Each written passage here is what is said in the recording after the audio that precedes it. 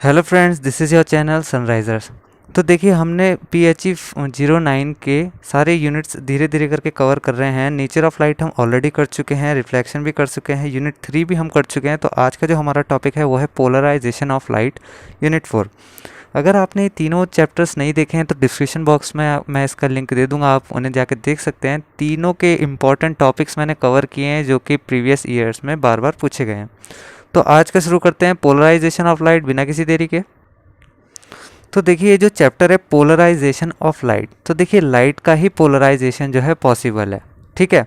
अब अगर लाइट का पोलराइजेशन हो रहा है, जैसे कि आपने हेडिंग में देखा पोलराइजेशन ऑफ लाइट, तो आपको थोड़ा बहुत ज्ञान जो है लाइट का भी होना चाहिए।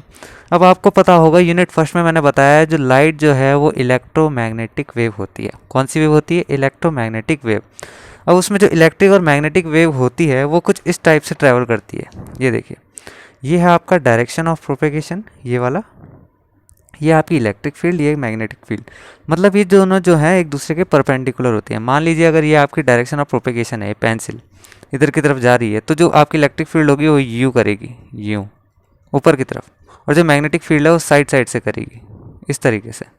तो इस तरीके से जो उनका वेव का प्रोपेगेशन होगा, और ये जिस साइड के लिए वो करती हैं, मतलब ऐसे ऐसे वो जहाँ जा रही है, उसे आप बोलते हो डायरेक्शन ऑफ प्रोपेगेशन। ठीक है।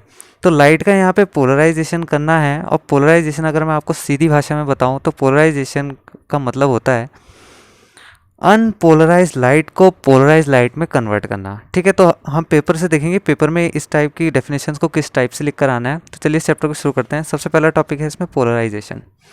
अब देखिए पोलराइजेशन है क्या। तो देखिए इसमें तो ये लिखा है polarization is related to the orientation. मैं इसको जूम कर देता हूँ। तो देखिए इसमें क्या लिखा है, polarization is related to the orientation oscillation of associated fields. अब एसोसिएटेड फील्ड्स क्या होती है, ये सारी बातें भी आपको मैं बताता हूँ। तो शायद आपको बुक की लैंग्वेज थोड़ी समझ में आए। तो देखिए एसोसिएटेड फील्ड्स का मतलब क्या होता है, इसकी डेफिनेशन मैंने भी लिखी है। It describes the amount of light flowing through in every direction through every point in space. मतलब क्या है, जैसे कि बल्ब होता है, बल्ब देखिए आप एक कमरे में लगाते हो, पूरे कमरे में रोशनी कर देता है। तो इसी को हम बोलते हैं देखिए light flowing in every direction, मतलब हर डायरेक्शन में जाती है, in every point in space, मतलब पूरा जो है जगमगा देती है। ठीक है। तो देखिए पोलराइजेशन ऑफ लाइट का होता है, अभी तक हमने क्या पढ़ा, कुछ भी नहीं, खाली ये पढ़ा कि लाइट एक इलेक्ट्रोमैग्नेटिक वेव है। और इस पूरे चैप्टर में जो पोलराइजेशन होगा वो लाइट का ही होगा। ठीक है। और एक बात बता दूं मैं, पोलराइजेशन जो है लाइट का ही होता है। ट्रांसवर्स वेव, लॉन्गिट्यूडनल वेव, दो टाइप की वेव होती है। लॉन्गिट्यूडनल का नहीं होता, ट्रांसवर्स का ही होता है। तो चलिए इसके हिसाब से चलते हैं। तो देखिए ये जो है आपकी एक पोलराइज लाइट है, ये भी पोलराइज है, ये भी पोलराइज्ड है। एक आपकी प्लेन ऑफ द पेपर पे होगी, एक परपेंडिकुलर टू द पेपर पे। ये सारी बातें मैं अभी आपको डिटेल में बताऊंगा। ये देखिए अनपोलराइज लाइट है। अब देखिए पेपर में जब आप जाएंगे तो अनपोलराइज लाइट कुछ इस टाइप से डिफाइन होगी। ये देखिए, ये आपकी ये जो दोनों है, ये अनपोलराइज लाइट है। ये दोनों इस टाइप से अनपोलराइज लाइट बुक में दिखाई गई है, लेकिन जब आप पेपर में जाएं तो इस टाइप से बनाएंगे। ये वाली देखिए, इसमें क्या होता है, ये जो है ये आपकी तरफ है, ऐसे में ऊपर की तरफ है, और ये जो है ये प्लेन ऑफ द पेपर है, और ये जो है परपेंडिकुलर, ये देखिए। और ये बोलते हैं हम पोलराइज लाइट। ये देखिए, या तो इसमें ऐसे एरो हैं या तो ये, और जो ये वाले ये आपकी तरफ है, perpendicular to the plane of the paper. तो यही दो प्लेन पोलराइज लाइट हैं, और ये अनपोलराइज लाइट है। अब इसको इस पे कन्वर्ट करना है, उसी को बोलते हैं पोलराइजेशन ऑफ लाइट। लेकिन अगर कभी पेपर में पूछा जाता है तो आप किस तरीके से लिख के आएंगे, आइए उसको देखते हैं। अगर कभी पूछ लिया क्या पोलराइजेशन ऑफ लाइट क्या होता है, the phenomena of restricting the vibration of electric field, मतलब इलेक्ट्रिक फील्ड की वाइब्रेशन पे ध्यान दिया गया है, direction in one particular direction. देखिए वन पर्टिकुलर डायरेक्शन का मतलब क्या है, ये देखिए कुछ इस टाइप से आई। अब आपने इसको या तो ऐसे कन्वर्ट कर दिया तो ऐसे।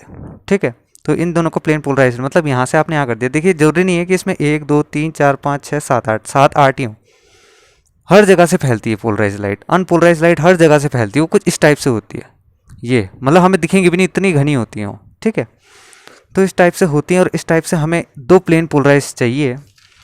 तो देखिए वन पर्टिकुलर डायरेक्शन आपने पीछे देखा, एक ही डायरेक्शन में थी, या तो ऊपर ही थी या तो प्लेन ऑफ द परपेंडिकुलर ही थी। Direction perpendicular to the propagation of light. देखिए प्रोपेगेशन ऑफ लाइट यही है, यही होती है डायरेक्शन ऑफ प्रोपेगेशन, तो इसके परपेंडिकुलर हैं। ठीक है। इलेक्ट्रिक फील्ड जो है परपेंडिकुलर है, तो इसलिए electric field direction in one particular direction perpendicular to the propagation of light is called polarisation of light. ठीक है।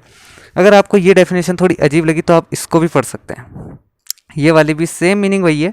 When the electric field vector are restricted to a single plane by filtration, ठीक है, then the light is said to be polarised with respect to the direction of propagation and all waves vibrate in the same plane. तो देखिए, कभी अगर unpolarise light की definition पूछता है तो आप ये लिख कर आएंगे, अगर पोलराइज लाइट की डेफिनेशन पूछता है तो आप ये लिख कर आएंगे।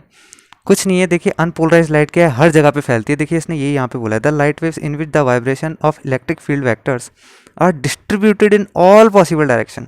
मतलब देखिए हर जगह जा रही है, देखिए हर जगह, देखिए जरूरी नहीं है ऐसा हो, ये हर जगह बहुत सारे होते हैं, बहुत सारे, तो हर जगह जा रही है। अब आपने इससे इस पे कन्वर्ट कर दिया तो देखिए हर जगह नहीं जा रही, ये या तो ऊपर ही जा रही है या तो परपेंडिकुलर ही जा रही है। तो देखिए पोलराइज लाइट की डेफिनेशन भी कुछ इस प्रकार की है, in which vibrations of electric field vectors are confined to restricted in a particular direction। देखिए पर्टिकुलर डायरेक्शन है, या तो इधर है, या तो प्लेन के ऊपर है, या तो परपेंडिकुलर टू द प्लेन है। अब आपको एक चीज़ ध्यान रखनी है, जब आप इन दोनों को ऐड करेंगे तो एक अनपोलराइज लाइट बनेगी। क्यों? क्योंकि आप देख लीजिए, इन दोनों को ऐड करेंगे तो इन डॉटेड के ऊपर ये लाइन्स आ जाएंगी। इससे ये पता चलता है कि दो पोलराइज लाइट को मिलाकर आप एक अनपोलराइज लाइट क्रिएट कर सकते हो, राइट। अब देखिए जो अनपोलराइज लाइट है हमारे पूरे चैप्टर में 3 टाइप की ली गई हैं, ठीक है। देखिए एक प्यारा सा क्वेश्चन यहाँ पर बनता है, नो पोलराइजेशन। देखिए इसका मतलब क्या है, वो कह रहा है कि क्या पोलराइजेशन जो है ट्रांसवर्स वेव में ही पॉसिबल है या लॉन्गिट्यूडनल में भी हो सकता है। अगर नहीं हो सकता तो क्यों नहीं हो सकता, इस बात का आंसर आपको लिखना है और अपने नोट्स में ज़रूर लिखें, क्योंकि ये एक बार क्वेश्चन पूछा गया था। इन दोनों का आंसर एक ही है, the transfer nature of light is responsible for the polarisation. तो इसका आंसर है यस, और उसका रीज़न आप खुद लिखेंगे, ठीक है।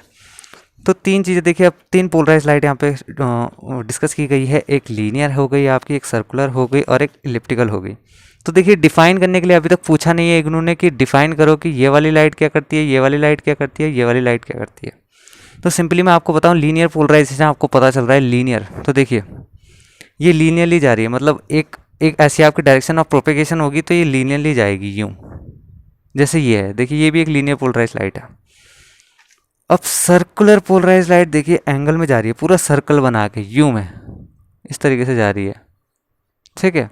अब इलिप्टिकल पोलराइज लाइट जो है ना, नाम सुना होगा आपने इलिप्स। इलिप्स होता क्या है, कुछ इस टाइप का होता है, एक अगर सर्कल को आप प्रेस करो तो इस टाइप का बन जाता है, उसी को हम इलिप्स बोलते हैं। तो देखिए ये जो लाइट है इसी टाइप्स में जाएगी, ठीक है। अब इससे एक कॉमन सा क्वेश्चन बहुत बार पूछा गया है और वो ये रहा, आपको 2 लाइट वेव की जो है इक्वेशन दे देगा और बोल देगा show there superposition lead to an elliptically polarise light, या तो बोल देगा सर्कुलर या तो बोल देगा आपको लीनियर। तो तीनों कंडीशन में आपको क्या करना है, सबसे पहले हम डिस्कस करेंगे इलिप्टिकली पोलराइज लाइट की कंडीशन।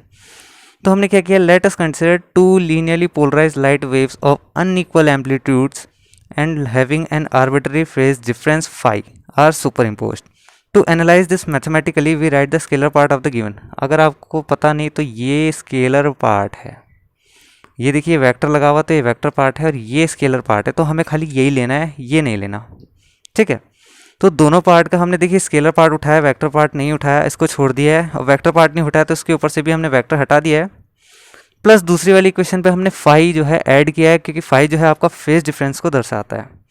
अब आपको मैं एक बात बता दूं, अगर आप इसकी तरफ ज़रा ध्यान से देखें तो इसको मैंने कन्वर्ट किया है कुछ इस टाइप में, मतलब किया कुछ नहीं है, ये अपॉन में भेज दिया तो E1 के नीचे E01 आ गया, ये इक्वेशन पूरी कुछ इस टाइप से बन जाएगी, ठीक है। ज़्यादा दिमाग लगाने की ज़रूरत है नहीं इसमें। अब देखिए दूसरी इक्वेशन ये वाली है, इसको आप x मान लीजिए, इसको आप y मान लीजिए, इस पूरे को x, इस पूरे को y। अब cos x प्लस y का एक फॉर्मूला होता है, वो कुछ इस टाइप से होता है, cos x plus y equals to cos x प्लस cos x cos y minus sine x sine y, ठीक है। मैं इसको थोड़ा सा जूम कर देता हूँ, तो देखिए cos x cos y minus sine x sine y. तो इस टाइप से ये जो डेरिवेशन है आप इसको खोलेंगे उस वैल्यू को, इसको सिर्फ इसको खोलना है, ये वाली को, इसको ऐसे रहने दो, अभी इसको खोलना है इस फॉर्मूले के थ्रू।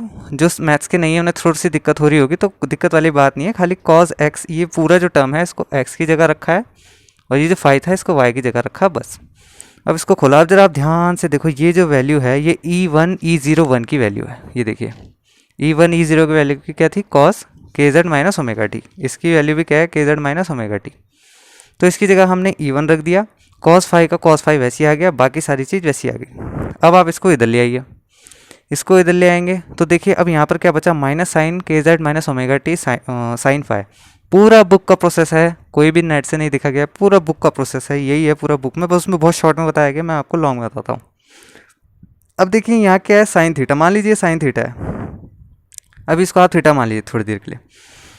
आपके पास जो फॉर्मूला है, देखिए यहाँ पर जो वैल्यू है आपके पास कॉस की है, यहाँ पर आपका साइन आ रहा है, आप इस साइन को कॉस में कन्वर्ट कीजिए। अगर आप मैथ्स के स्टूडेंट हैं आपको एक फॉर्मूला पता होगा, sine square theta plus cos square theta equals to 1, ये एक फॉर्मूला होता है। अब अगर आपको अब आपने क्या करना है, कॉस स्क्वायर को इधर भेज देना है क्योंकि आपको कॉस स्क्वायर की वैल्यू चाहिए, ठीक है। यहाँ पे साइन है तो साइन को कॉस में बदलना है, आपने कॉस को इधर भेज दिया, यहाँ क्या बचेगा, साइन स्क्वायर, यहाँ पे क्या बचेगा, sine square theta equals to 1 minus cos square theta. अब ये स्क्वायर अगर आप यहाँ भेजते हैं तो यहाँ बन जाएगा अंडर रूट। अब थीटा की जगह क्या है, के जेड माइनस ओमेगा टी। अब देखिए यहीं पे मैंने ये चीज़ की है, अब थीटा की जगह आपने क्या रखना है, के जेड माइनस ओमेगा टी जो था, तो जो इसकी वैल्यू आ गई ये आ गई 1 माइनस कॉस स्क्वायर के जेड माइनस ओमेगा टी। अब इसको हम कुछ इस टाइप से भी लिख सकते हैं, देखिए थीटा का स्क्वायर लिखिए या पूरे का स्क्वायर लिखिए, बात एक ही होती है। अब मैंने इस पूरे का स्क्वायर क्यों लिखा, क्योंकि आप ध्यान से देखिए इसकी वैल्यू हमारे पास ऑलरेडी है, क्या है ये, यही तो है, E1 E01 की क्या थी, कॉस के साइड माइनस ओमेगा टी, तो ये हमने यहाँ पे रख दिया E1 E01। ये चीज़ हमने पुट कर दी यहाँ पे, जहाँ के लिए, क्योंकि देखिए हमने इसी पार्ट को पकड़ा था, यहाँ पे इसकी जगह हमने ये लिखा, क्यों लिखा, क्योंकि कॉस के जेड माइनस ओमेगा टी की हमारे पास वैल्यू थी, इसलिए हमने इसको उस पर कन्वर्ट किया। अब फ्रॉम 3, या तो आप ये भी लिख सकते हैं बाय इक्वेशन 3, आप जैसी मर्जी चाहे वैसे लिख सकते हैं। अब देखिए क्या हुआ है कि अब मैंने जो है इसको जो इस टाइप से लिख दिया है, देखिए जो ये साइन के जेड ओमेगा टी की जो वैल्यू थी वो आ गई हमारे पास कुछ ऐसी, इसको यहाँ पे रखा। अब देखिए अंडर रूट है, इसको हटाने के लिए क्या करना पड़ेगा, स्क्वायरिंग बोथ साइड, तो वही हमने किया है। जब दोनों साइड स्क्वायर करेंगे आपको पता होगा इस पूरे का स्क्वायर माना जाएगा, सिर्फ इसका नहीं माना जाएगा, पूरे का माना जाएगा और इस भी पूरे का माना जाएगा।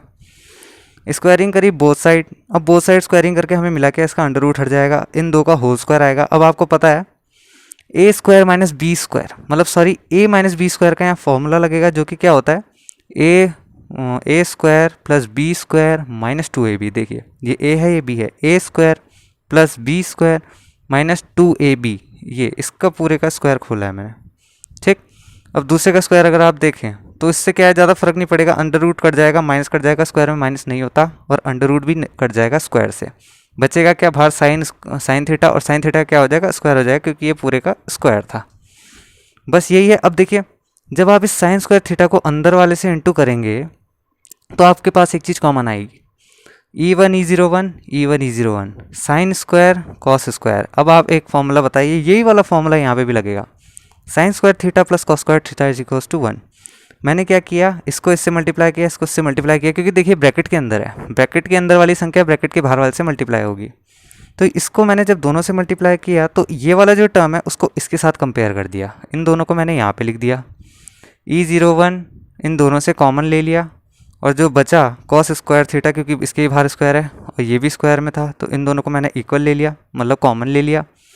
तो कॉमन लेके क्या मिला मेरे को, ये फॉर्मूला बन गया 1 आ जाएगी इसकी वैल्यू। तो जब इसकी वैल्यू 1 आ गई तो देखिए ये आ गया, ये 1 आ गया -2, और ये साइन स्क्वायर थीटा जो हमने यहाँ से इंटू करा था ये वाला, और यही आपकी जो ये फाइनल इक्वेशन होगी, जो आपने इसको 1 कर दिया तो ये आपकी फाइनल इक्वेशन होगी। अब आपको एक बात ध्यान रखनी है, चाहे लाइट प्लेन पोलराइज्ड हो, चाहे इलिप्टिकली पोलराइज्ड हो, चाहे सर्कुलर पोलराइज्ड हो, आपकी यहाँ तक की इक्वेशन सेम रहने वाली है। इसलिए यहाँ तक की इक्वेशन चाहे तो रट लो, या समझ में आ गई हो तो बहुत अच्छी बात।